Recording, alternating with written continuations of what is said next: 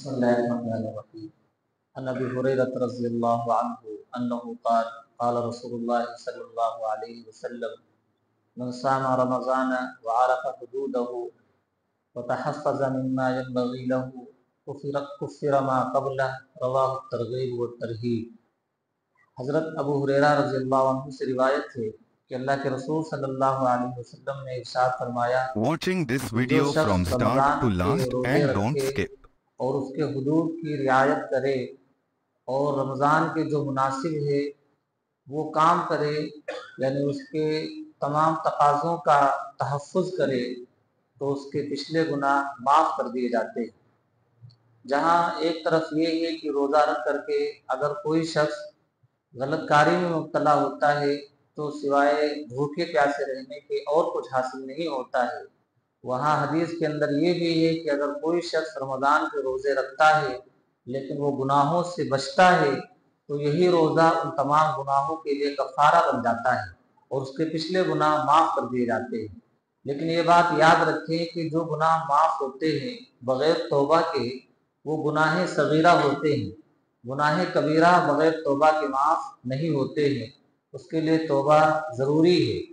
اس لیے ہر وقت ہمیں اللہ تبارک و تعالیٰ کی طرف اس مہینے میں متوجہ رہنا چاہیے اور یہ سمجھنا چاہیے کہ یہ ٹریننگ کا مہینہ ہے، یہ تربیتی مہینہ ہے، اور جتنی اچھی ہم اپنے آپ کو مشق کے اعتبار سے تیار کریں گے، آگے کے جو مہینے ہمارے لیے ہوں گے وہ بہتر ہوں گے۔ دیکھا یہ جاتا ہے کہ جیسے ہی چاند نکلتا ہے داڑھی چھوٹی ہو جاتی ہے اور جو کام رمضان میں رکے ہوئے ہوتے ہیں وہ سب شروع ہو جاتے ہیں، کہتے ہیں اب تو چاند نکل آیا، ہم آزاد ہو گئے۔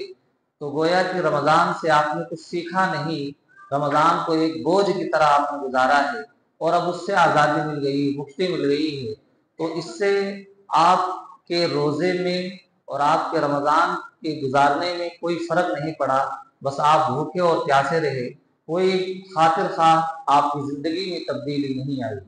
تبدیلی یہ ہے کہ جیسے آج آپ نماز پڑھتے ہیں رمضان کے بعد بھی آپ نماز پڑھیں گے۔ اگر آپ کو لگتا ہے کہ داڑھی رکھنا سنت ہے اور رمضان میں نہیں کٹاتے ہیں تو رمضان کے بعد بھی آپ کو اس حرکت سے باز آنا چاہیے۔ اور بہت سارے گناہ ہیں جو آپ رمضان میں نہیں کرتے ہیں، اس لیے کہ گناہ کرنا بہت غلط بات ہے، تو رمضان کے علاوہ میں بھی گناہ کرنا بہت بری چیز ہے۔ ہر حال میں اپنے آپ کو بچانا چاہیے۔ اللہ سے دعا ہے کہ ہم سب کو باکردار مسلمان بننے کی توفیق عطا فرمائے۔ Please subscribe, like and share this video, and hit the bell icon for latest update of video.